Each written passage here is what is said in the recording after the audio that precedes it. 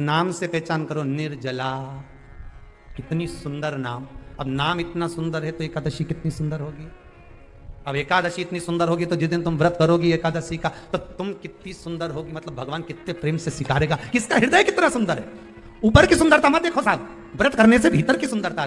कोई आपसे पूछे कि एकादशी का जन्म कब हुआ था, मार्गशीर्ष मास की सुंदर कृष्ण पक्ष की एकादशी के दिन जब 11वां दिन था भगवान को सोते हुए, तब भगवान के शरीर से एक कन्या ने, एक स्त्री ने जन्म लिया। 11वें दिन जन्मी, इसलिए भगवान आगे इसका नामकरण संस्कार करेंगे, उसका नाम एकादशी रखेंगे। प्रकट हो आप पुरुष ने देखा कि कोई कन्या आ रही, बड़ी सुंदर है, बड़ी सरल, बड़ी अच्छी दिख रही है। और आप पुरुष ने देखा इतनी सुंदर कन्या, इतना सुंदर उसका स्वरूप। कईयों के मन में बड़ा प्रश्न होता है महाराज जी, कई माताएं बहुत प्रश्न करती हैं, कहती हैं गुरुजी क्या एकादशी का व्रत केवल वेदव्य नारी करती है?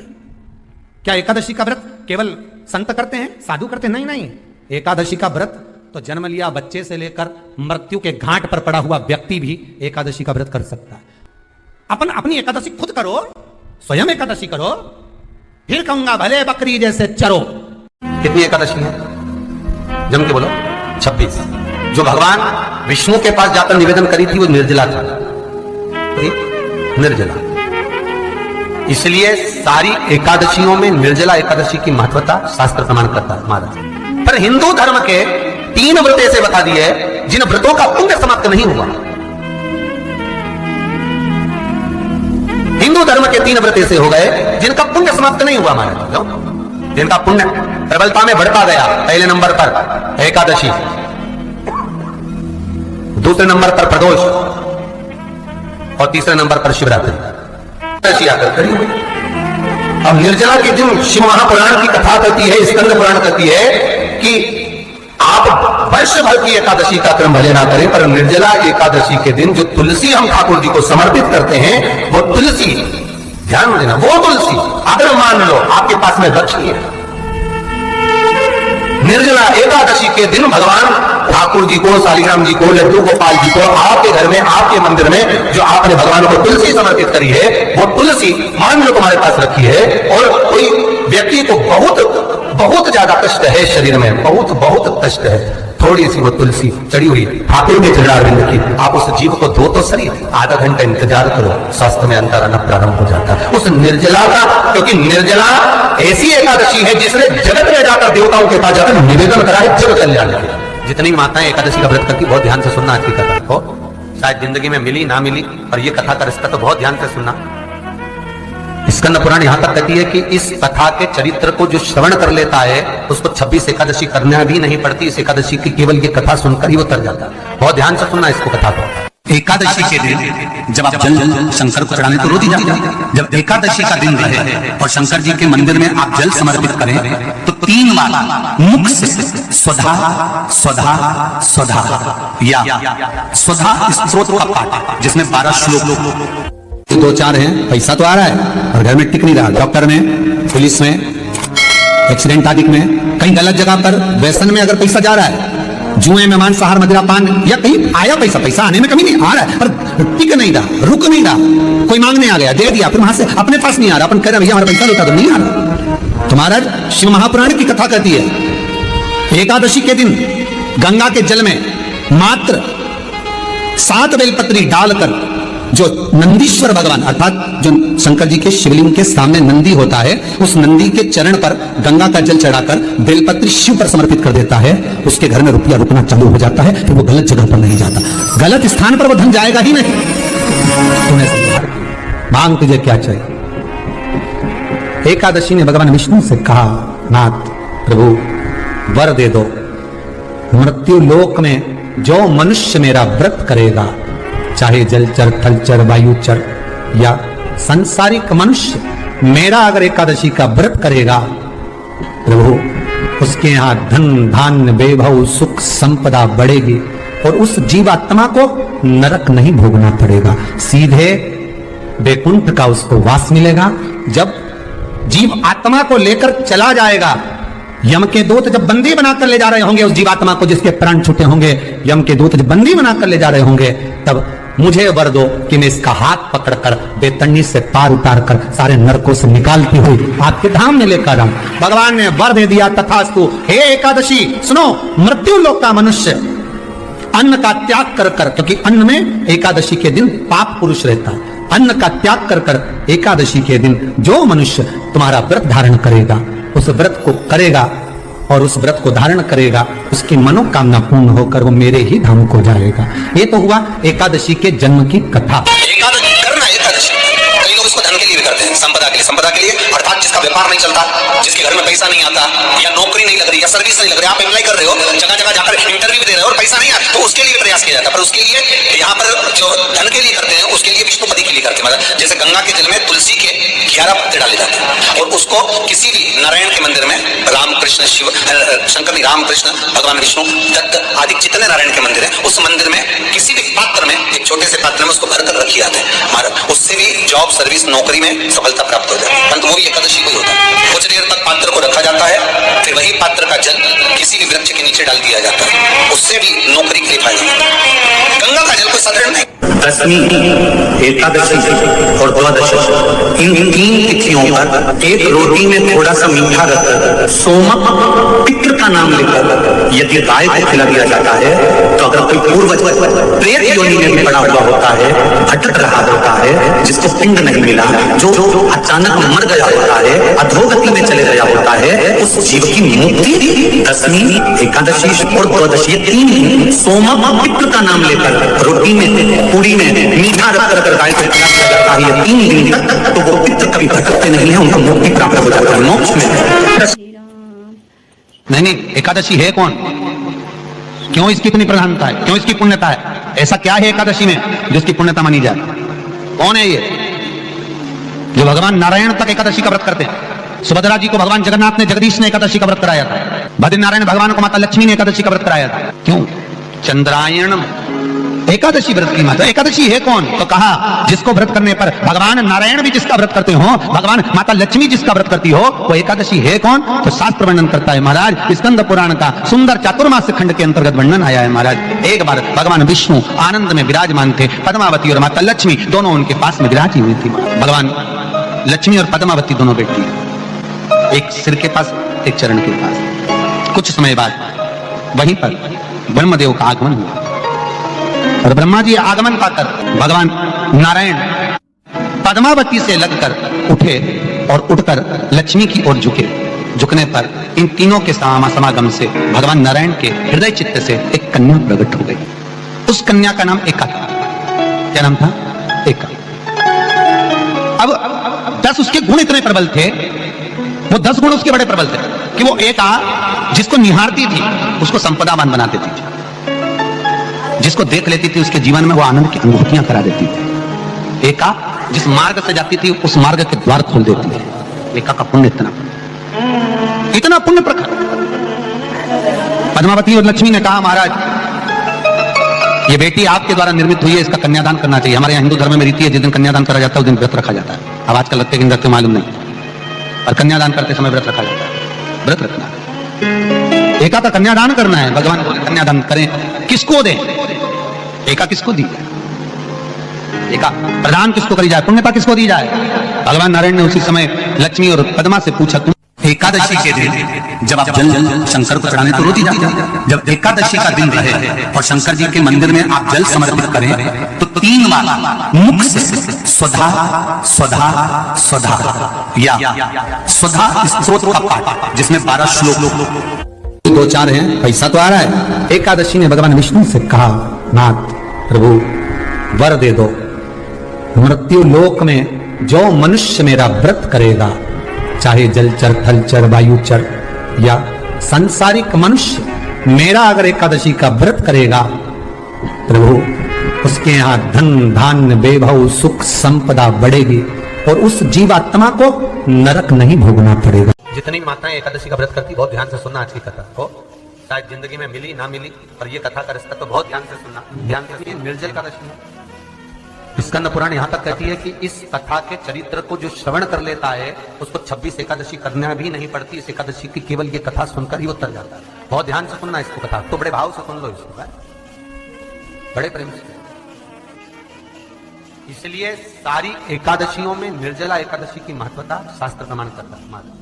निर्जला एकादशी का उद्यापन जो करा जाता है, उसका उद्यापन और प्रदोष का जो उद्यापन करा जाता है, इन दोनों का क्रम लगभग एक जैसा है। तो निर्जला पहुंचे और निर्जला ने जाकर भगवान नारायण से निवेदन करा। भगवान विष्णु ने पूछा, क्या बात है निर्जला, आज तुम खेलती हुई यहां पर आकर खड़ी हो गई, क्या हुआ, क्या है? क्या तुमको गौलोक धाम में आनंद की अनुभूति नहीं हो रही जो तुम वैकुंठ में आई हो? निर्जला घूमती घूमती भगवान के सम्मुख में पहुंच गई। भगवान पूछ रहे, बार बार पूछा, निर्जला हुआ क्या तुमको? ए निर्जला, है एकादशी, हुआ क्या है तुमको? क्या कारण है तुम्हारे यहां आने का, वैकुंठ पहुंचने का? बहुत ध्यान देना महाराज, शास्त्र कहता है सोमवार, मंगलवार, बुधवार, गुरुवार, शुक्रवार, शनिवार, ये देवता वो देवता सबके व्रत कर लो, सारे व्रत कर लो, पर ये व्रत आपको परमात्मा के धाम तक लेकर नहीं जा सकते, क्योंकि इनका जो पुण्य है वो मृत्यु लोक में आप थोड़ा सा भी गलत करते हैं तो पुण्य समाप्त हो जाता है। पर हिंदू धर्म के 3 व्रत ऐसे बता दिए जिन व्रतों का पुण्य समाप्त नहीं हुआ। एकादशी का व्रत करती है, और एकादशी का व्रत कर अगर कोई जीवात्मा को देते हैं, कोई मर भी गया तो उसको एकादशी का दान देते हैं। एकादशी का उसका दान किया महाराज निर्जला करिए। एकादशी का व्रत लोग कहते हैं कि कर लिया, जान लिया, और एकादशी के जो 18 नियम हैं, उन नियम में दो व्रत का सबसे पहला नियम, एकादशी व्रत का सबसे पहला नियम है कि आप जिस दिन व्रत करो उसके एक दिन पहले भक्ति का संचार इस हृदय में करो। भक्ति का संचार इस हृदय में कर लीजिए। जिस दिन आप व्रत करो, जैसे एकादशी का व्रत कर रहे हो तो दशमी के दिन शाम का समय जब आवे, रात्रि जब होने लगे, शाम का समय आवे और रात्रि का आप जब भोजन ग्रहण करो तो उस भोजन में कोई ऐसा पदार्थ ग्रहण मत करिए जिस पदार्थ के कारण आपकी एकादशी बिगड़ गया। कोई बेकार भोजन में ग्रहण नहीं करना, श्रेष्ठ भोजन ग्रहण करिए दशमी। और एकादशी का दूसरा नियम बहुत ध्यान से सुनिएगा, जिस दिन आपकी एकादशी का व्रत हो उस दिन प्रयास करिएगा कि अपने हाथ से किसी भी वृक्ष की कोई पत्ती टूटे ना। अपने हाथ से किसी भी वृक्ष की, पौधे की, किसी भी वृक्ष की पत्ती अपने हाथ से ना टूटे। बहुत ध्यान दीजिएगा महाराज, एकादशी का ये दूसरा नियम है कि अपने हाथ से किसी पौधे की, किसी वृक्ष की, किसी डाली की कोई पत्ती। कितना सुंदर व्याख्यान कहा है, कितना सुंदर वर्णन है महाराज, कि मात्र एकादशी का व्रत कर लेने पर, मात्र एकादशी का व्रत कर लेने पर जो पूर्व में किया गया हमारा पाप कर्म है, हमने किसी जीव की हत्या करी है, हमने किसी को कष्ट प्रदान करा है, हमने किसी को अपशब्द कहा है, हमने किसी को ताने दिए, हमने किसी को आड़ा टेढ़ा कहा है, हमने किसी को गालियां दे दी है, मात्र एकादशी का व्रत ही कर लेने पर ये सारे जो दोष हैं वो समाप्त हो जाते हैं। सारे दोष हमारे समाप्ति पर आ जाते हैं।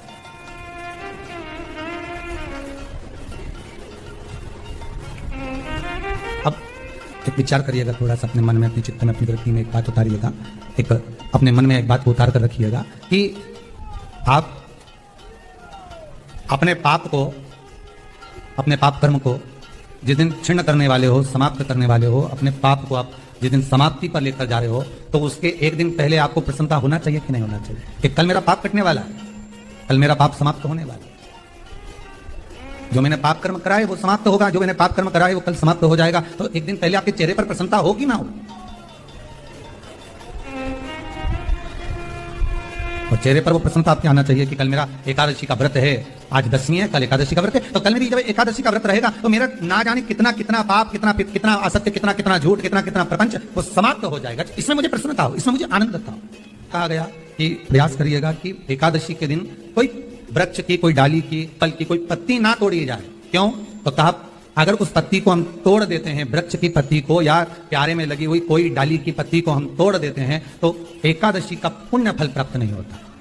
एकादशी का कोई फल हमारे खाते में नहीं जाता, पुण्य फल प्राप्त। एकादशी का व्रत लोग कहते हैं कि कर लिया, जान लिया, पर एकादशी के जो 18 नियम हैं उन नियम में 2 नियम कल बताए थे। तीसरा नियम है कि शिव की आराधना हो, कृष्ण की आराधना हो, भगवत स्मरण हो।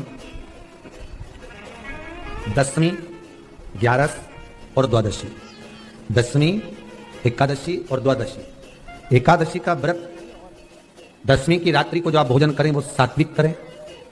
एकादशी के दिन भोजन ना करें, अन्न का भाग ग्रहण ना करें, अन्न का भाग ग्रहण ना करें।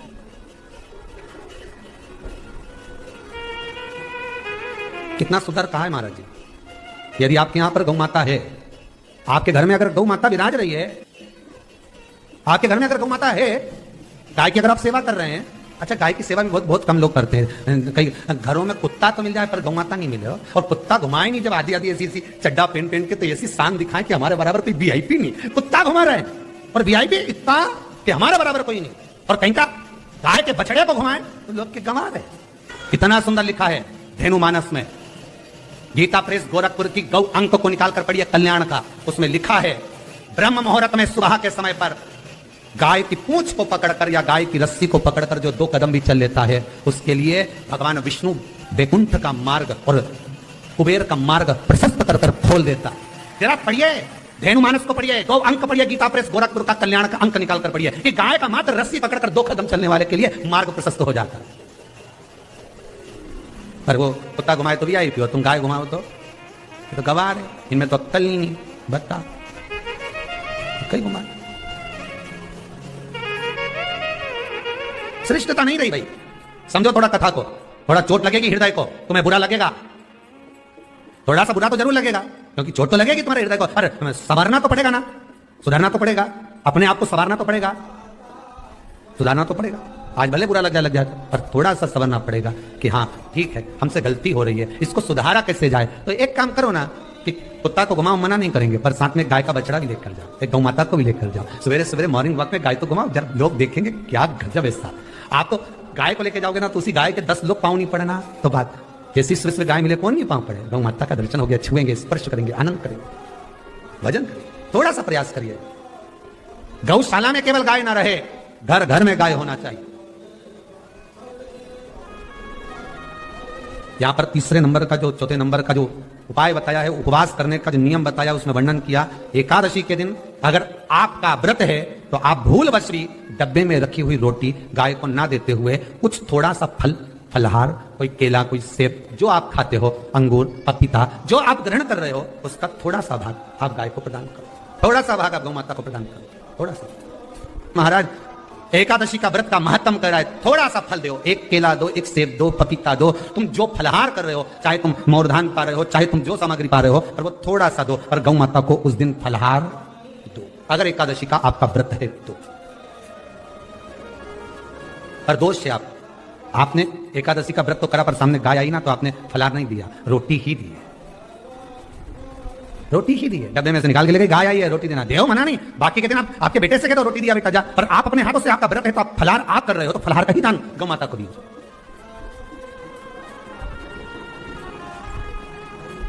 बच्चों से कह दो, जाओ सेवक से कह दो, जाओ जरा देख क्या रोटी, पर आप फल का दान दो।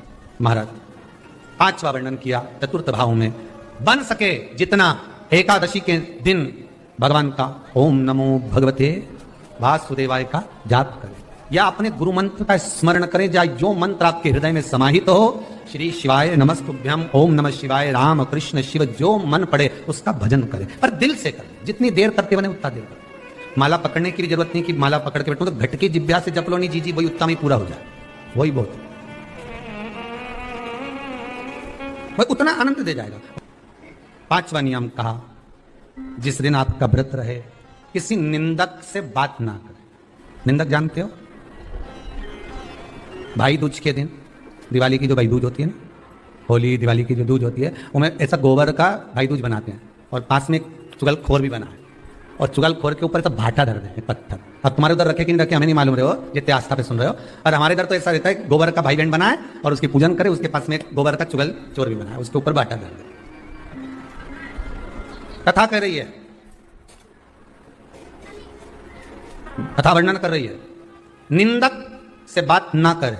मान लो किसी ने आकर आपको निंदा कर भी दी, तो तुरंत सूर्य नारायण भगवान का दर्शन करें और 3 बार उनका दर्शन कर कर नेत्र बंद करें, तब जाकर वो निंदा जो अंदर गई है, अंदर पवित्रता प्रदान करेगी, तब जाकर एकादशी का व्रत लगेगा। पहले तो प्रयास करो, अगर जो निंदा करने आता है ना तो उसको उस दिन एकादशी वाले दिन दरवाजे पे लिख दो कि चुगल चोटता उन अंदर नहीं आए। कि अंदर है कितना, तो तुम दरवाजे पे लिख दो कि निंदा करने वाला चुगल चोटता, आज एकादशी का दिन है, हमारी मम्मी का एकादशी का व्रत है, एक इतना बड़ा कंप्यूटर से निकालो, एकादशी के दिन सेलो टेप लगा के चिपका दो, चुगल चोटता उन अंदर नहीं आए, आज हमारा एकादशी का व्रत है। तो बिगड़ेगा क्या? दरवाजा अपना, घर अपना, और जिसके बुरा लगे बाहर जा। और निंदक का अगर मुख देखो तो सूर्य का दर्शन एकादशी के अंतर्गत वर्णन किया, व्रत के नियम 18, उसमें से एक नियम। फिर कहा जीव की हत्या ना करे, अगला नियम है, अपने द्वारा जीव की हत्या ना हो, प्रयास करना, किसी को कष्ट ना हो। 18 नियम में से एक नियम, और प्रयास करिएगा एकादशी जब भी करें तो द्वादशी से जुड़ी हुई करें, 10वीं से जुड़ी हुई एकादशी कम करें। जो वैष्णवों की एकादशी कौन सी होती है? जो एकादशी द्वादशी से जुड़ी हो, 10वीं से नहीं। 10वीं से जुड़ी हुई एकादशी व्रत कहलाती है, और द्वादशी से जुड़ी हुई एकादशी पुण्य फल प्रदान कर कर वैष्णवों को भगवान के चरण में छोड़ आती है। इसलिए एकादशी द्वादशी से जुड़ी हुई होना चाहिए। अब कई लोग क्या करते हैं, जो 10वीं से जुड़ी हुई एकादशी रहती है ना, वो उसको करते हैं। पर वैष्णवों की जो एकादशी मान्य है, वैष्णव धर्म की जो एकादशी होती है, वो द्वादशी से जुड़ी हुई होती है, वो 12 से जुड़ी हुई, द्वादशी से जुड़ी हुई महाराज। तो वो वैष्णव जो एकादशी होती है, वैष्णवों की एकादशी होती है, वो द्वादशी से जुड़ी हुई पूर्णता का सुख देने वाली होती है। हमें घटने के साथ नहीं चलना, ध्यान दीजिएगा, हमें किसके साथ चलना है? बढ़ने के साथ, क्योंकि हमको आगे बढ़ना है कि पीछे आना है। वैष्णव आगे बढ़ता है, वैष्णव का धर्म की अग्रण्य भाव में चले, इसलिए वैष्णवों की जो एकादशी होती है वो आगे की ओर जाती है, अग्रण्य भाव में बढ़ने वाली, द्वादशी की ओर प्रवेश करने वाली, अर्थात हमारे कदम उन्नति की ओर बढ़े, हमारे कदम आगे वैभव की ओर बढ़े, संपदा की ओर बढ़े, और भगवान के चरणारविंद की ओर बढ़े, ना कि पीछे की ओर रखें। हम 10वीं के साथ मिली हुई एकादशी ना करें, हम द्वादशी के साथ मिली हुई एकादशी। वैष्णव एकादशी। फिर अगला वर्णन किया गया महाराज, शास्त्र कहता है, अगला वर्णन जो किया गया उसमें बताया, प्रयास करें जिस दिन एकादशी हो उस दिन घर में बुआरी झाड़ू आदि जो लगती है वो दूसरा लगा लें। क्यों? उसका वर्णन है, अगर आप बुआरी लगाएंगे, झाड़ू लगाएंगे, पोछा लगाएंगे, तो हो सकता है कोई जीव आपके हाथ के द्वारा मर जाए। अब एक बार ये कथा हमने काशी में कह दी थी, तो एक अम्मा खड़ी हो गई, उन्होंने कहा महाराज जी हम तो दोनों ही हैं, और मेरी रे एकादशी, तो मैं पोछा किससे लगूं? तो मैंने कहा अम्मा तू तो रहने दे, तू ही लगा ले। अब हम कहते हैं कि अब एक तो बोल रहे कि हम घर में 2, और आप कह रहे हो कि जिसका व्रत रहे वो पूछा ना, तो मत लगाओ, छोड़ दो, एक दिन कोई जरूरी है, झाड़ू लगा लिया सब पूछा। तो प्रयास करो कि कोई जीव ना मरे, प्रयास करो किसी जीव की हत्या न। फिर 18 नियम में से एक नियम कहा, जब 26 एकादशी पूर्ण हो जाए तब आप उद्यापन एक बार का जरूर करें। किसी के मृत्यु के बाद आपने जो एकादशी दी है, जैसे कोई परदादा गए, दादा गए, कोई बुजुर्ग गया, पंडित जी ने कहा एकादशी का दान दो, आपने दे दी, 5 एकादशी, 4 एकादशी, 3 एकादशी, 2 एकादशी, आपने जो एकादशी दी है, मना नहीं, दो और देना चाहिए। दान धर्म पुण्य तो करते रहना चाहिए, जब मन मिले तब कर दो, मौका मिले तब करो। तो एकादशी जो आपने दी है, और आपने किसी जीव को एकादशी दी है जो चला गया है, उस जीव को जब एकादशी दे देते हो, उसकी 11 एकादशी, 5 एकादशी, 3 एकादशी जितनी आपने दी है उतनी पूरी हो जाती है। उसके बाद में एकादशी का एक व्रत नहीं रखना चाहिए, उसके बाद फिर अगला एकादशी का व्रत धारण करना चाहिए, वापिस फिर पुनः। तो क्या करोगे उस दिन? जिस दिन आपने एकादशी जीव को दे दी, 5 एकादशी दी, तो छठी एकादशी पे क्या करोगे उसको? ये नहीं कि आपको अन्न खाना है, आपको व्रत नहीं रखना, पर आपको अन्न का सेवन नहीं करना। उस दिन दूध की सामग्री, कोई फ्रूट्स, कोई फल आपको उस दिन ग्रहण कर लेना। पर आपको ये नहीं करना है कि हमने तो एकादशी करी नहीं है आज, तो हम अन्न खा लेंगे। नहीं, कथा में वर्णन आया था, कल कथा में कहा था, मूर्ख को जब मारने का समय आया, पाप सामने आ गया, भगवान ने उस पाप को किसमें ले जाकर छोड़ा? पाप पुरुष को अन्न के भीतर। पाप पुरुष कहां गया? अन्न के भीतर। एकादशी के दिन एक दिन पाप पुरुष अन्न के भीतर रहता। एकादशी का अगला वर्णन ध्यान से सुनिएगा। मान लो आपने एकादशी का उद्यापन में बाद में करूं नहीं करूं, श्वास का कोई भरोसा है? बोलो तो, है क्या कोई भरोसा? नहीं। श्वास रुक जाएगी चलते चलते, क्षमा बुझ जाएगी जलते जलते, दम निकल जाएगा रोशनी का, क्या भरोसा है इस जिंदगी का? कोई भरोसा है कि आप 26 एकादशी पूरी कर पाओगे?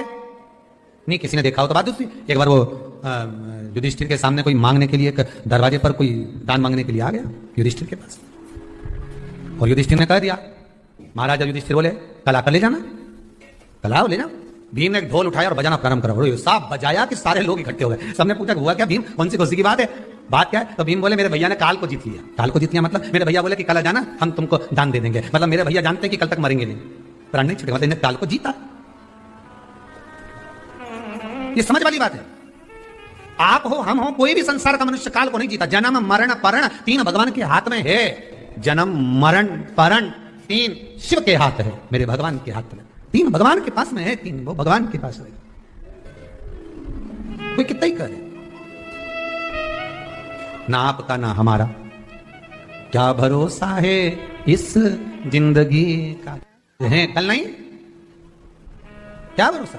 तो फिर मान लो हमने 7 एकादशी का व्रत कर लिया और उद्यापन नहीं कर पाए, 26 का इंतजार कर रहे थे और उससे पहले निपट गए, तो फिर उद्यापन ऊपर करोगे?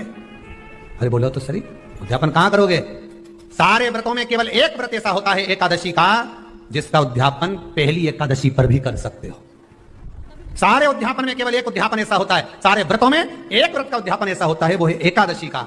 यह जरूरी नहीं कि 26 पूरी होगी तभी तुम करोगे, या तो पहली में ही कर लो या फिर 26 पूरी हो तब कर। अरे उद्यापन, अब तुमको ऐसा लगे कि हाँ मैं अभी तो जीऊंगी हो, अभी तुम्हारा बाल भी धोला नहीं हुआ, तुमको ऐसा लगे तो अभी तुम्हें तो बढ़िया, तो फिर भले मत करो। पर एकादशी का नियम कह रहा है, एकादशी का यहाँ 18 नियम में से एक नियम कह रहा है कि एकादशी का उद्यापन पहली एकादशी पर भी हो सकता है, पहली पर भी कर सकता है, तुम्हारा मन पड़े तब। क्यों? तो पहली पर करने से क्या फल मिलेगा? तो एकादशी की नियमावली कहती है, अगर मान लो आपने पहली एकादशी पर भी उद्यापन कर लिया, इसके बाद में जितनी एकादशी करोगे वो सारी तुम्हारे खाते में जुड़ती जाएगी। मतलब बैंक में खाता खोल लो, ठीक है? खाता खोल लिया, अब जितना कमाता जाओगा उसमें डालते जाओ, जितनी कमाई करके लाओगे उसमें जमा करते जाओ। एकादशी एक बार उद्यापन पहले में भी हो गया तो बाकी का पुण्य तुम्हारे खाते में आ जाएगा, उसका पुण्य। एकादशी का उद्यापन बड़े महीने में, माघ शुक्ल एकादशी के दिन, माघ का महीना हो, शुक्ल पक्ष की, जम के बोलिए एकादशी हो, प्रयास करना कि आप उद्यापन करें। भले 5, 10, 11, 12 जितनी एकादशी हो जाए, 26 हो जाए तो ज्यादा अच्छी है, नहीं तो आप करें तो माघ महीने की शुक्ल पक्ष की एकादशी के दिन आप उद्यापन करें। प्रयास रखें, प्रयास रखें। बड़े महीने के अंतर्गत जो उद्यापन, हाँ चतुर्मास के अंतर्गत उद्यापन नहीं होता एकादशी का, बहुत ध्यान दीजिए। तुम्हारा ये जो सावन भादो कुमार कार्तिक जो 4 महीना होते हैं भगवान के शयन करने के, इसके अंतर्गत एकादशी का उद्यापन नहीं होता, और इसके अंतर्गत उद्यापन करना भी नहीं चाहिए। एकादशी का उद्यापन माघ महीने की शुक्ल पक्ष की एकादशी के दिन आप बहुत प्रेम से आनंद के साथ करिए महाराज। परंतु एकादशी के उद्यापन में सबसे ज्यादा अगर कुछ जरूरी होता है तो 24 तरह का नैवेद्य जरूरी होता है। कितने तरह का? 24 तरह का नैवेद्य।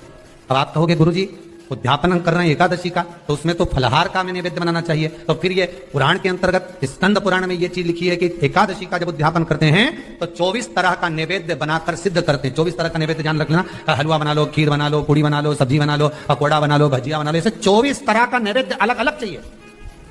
पर लोग क्या करते हैं, खोपरा पाक बनवा लेते हैं 1-2 किलो और 24 जगह रख देते हैं। स्वीकृत नहीं है, 24 तरह का नैवेद्य रखा जाता है। महाराज एकादशी के दिन भगवान का पूजन का पूरी तैयारी कर मंडल आदि बनवाकर विद्वान ब्राह्मण को बुलाकर, कर्मकांडी ब्राह्मण को बुलाकर जो भगवत सेवा में एकादशी का उद्यापन कराए, उन ब्राह्मण के चरणों को नमन कर प्रणाम कर एकादशी का पूजन करवाइए और उस मंडल की पूजन कराकर हवन द्वादशी को कराइए। एकादशी को हवन नहीं, एकादशी के उद्यापन का जो हवन होता है वो द्वादशी को।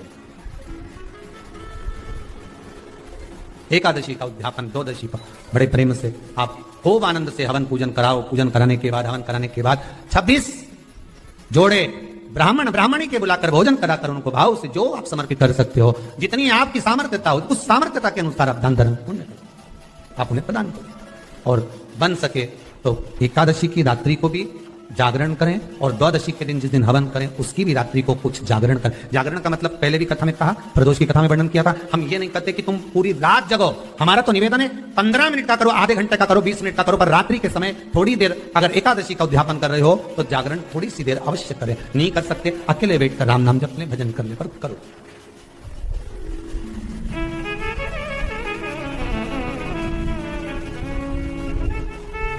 भगवान का भजन करो, किसी भी रूप में करो। 26 ब्राह्मणी को जोड़े से भोजन कराकर कुछ भेंट देकर विदा करो। ऐसे एकादशी के उद्यापन का वर्णन किया गया। एकादशी का उद्यापन सुख प्रदान करने वाला, आनंद देने वाला, भगवत रस तत्व को संजोने वाला। महाराज शिव महापुराण की कथा में वर्णन आता है कि माता पार्वती जितने व्रतों को धारण करती हैं, माता जितने व्रतों को भगवान शिव के लिए जितने व्रत करती हैं माँ, सारे व्रत भगवान शंकर स्वीकार करते हैं। एक बात हमारे जीवन में आप उतार कर रखी है कि आप सोमवार का व्रत कर रहे हैं या मंगलवार का व्रत कर रहे हैं, बुधवार, गुरुवार, शुक्रवार, शनिवार, प्रदोष, एकादशी, जो भी व्रत धारण कर रहे हैं, जो भी व्रत आप अपने जीवन में उतार रहे हैं, कर रहे हैं, प्रयास करना कोई व्रत, कोई पूजन, कोई पाठ, कोई अनुष्ठान आप अपने लिए करो, दूसरों को बर्बाद करने के लिए नहीं। उसका ऐसा हो जाए मैं माता जी को चुनरी चढ़ाऊंगी, नहीं। उसका ऐसा हो जाए, उसका ऐसा हो जाए, नहीं नहीं, आप अपने लिए करो ना। सर्वे भवन्तु। अगर आप व्रत कर भी रहे हो तो किसी के बुरा करने के लिए नहीं। अगर किसी के यहां जाकर आप पूछ भी रहे हो कि महाराज हमारे कहीं चले गए और कहा कि हम दुखी हैं, और कोई कह दे कि तुम तुम्हारे पड़ोसी से दुखी हो या तुम्हारे उनसे, तो उनके लिए हमें कुछ बुरा नहीं करना। आप अपना अच्छा